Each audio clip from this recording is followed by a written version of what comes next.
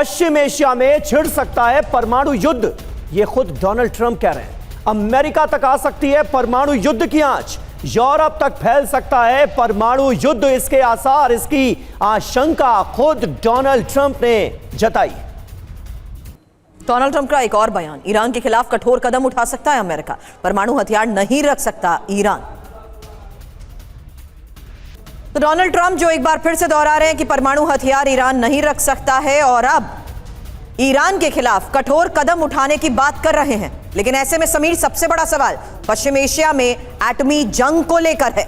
समीर जी हां, देखिए जिक्र हुआ है यहां पर एटमी जंग का और ईरान से आने वाले वक्त में क्या क्या खतरे पैदा हो सकते हैं, इसका जिक्र कर रहे हैं ट्रंप। ट्रंप की चेतावनी के मायने क्या है? अब एटमी युद्ध संभव है, अरब में सर्वनाश के संकेत मिलते नजर आ रहे हैं। ईरान पर अब कठोर कदम उठाए जाएंगे, फिर से हमले की तैयारी की जा रही है। इसके सीधे सीधे मायने तो यही निकलते हैं, एटम बॉम्ब सरेंडर करे ईरान। हालांकि एटम बॉम्ब तो अभी तक बनाया नहीं है, संवर्धित यूरेनियम का यहां पर जिक्र हो रहा है। यूरेनियम पर अंतहीन जंग के मायने नजर आते हैं। यूरोप तक फैलेगा एटमी युद्ध, वो ये कहते हैं। विश्व विनाश का खतरा है, ये बताने की कोशिश उनकी तरफ से की जा रही है। अब अमेरिका तक एटमी अलर्ट, जंग की आंच आने वाले वक्त में और ज्यादा फैलेगी, इसका दायरा बढ़ेगा, ये मायने उनके बयान के निकाले जा रहे हैं।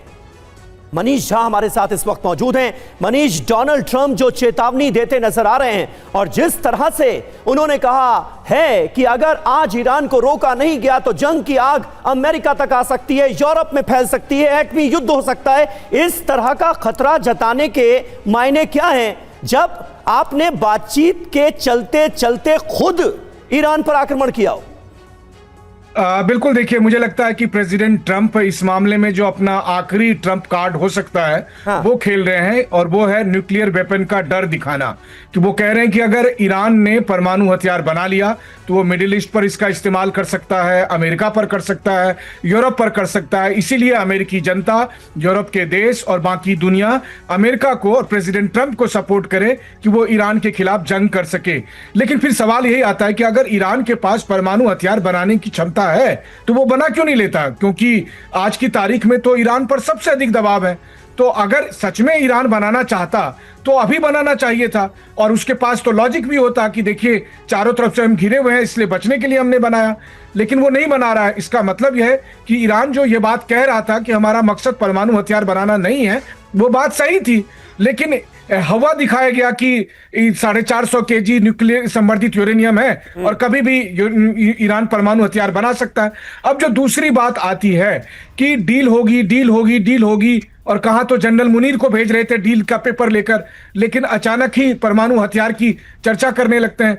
यही बात इसको साबित करती है कि ईरान और अमेरिका के बीच कोई डील संभव ही नहीं है, और ऐसी स्थिति में युद्ध की आशंका और अधिक प्रबल हो जाती है, और युद्ध ही एकमात्र विकल्प दिखता है इस कॉन्फ्लिक्ट के समाधान का। नहीं, युद्ध की बात की तो एक और खबर है मनीष, युद्ध में हुए नुकसान से अब ईरान उबर चुका है। खबर यह है कि तेजी से हथियार बनाने में ईरान जुटा है, और ईरान इसीलिए अब युद्ध की तैयारियों को लेकर बड़े वीडियोस भी जारी कर चुका है। हालांकि युद्ध विराम के बाद से रिकॉर्ड ड्रोन निर्माण को लेकर यह दावा किया जा रहा है, जहां मिसाइल ढांचे का भी अधिकांश हिस्सा सुरक्षित है।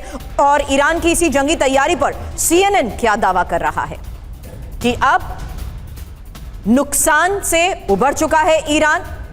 मिसाइल सिटी को लेकर तो कई बड़े दावे किए जा चुके हैं, लेकिन मिसाइल ढांचे का अधिकांश हिस्सा अभी भी उसका सुरक्षित है, और यही ईरान की जंगी तैयारी का एक और सबूत।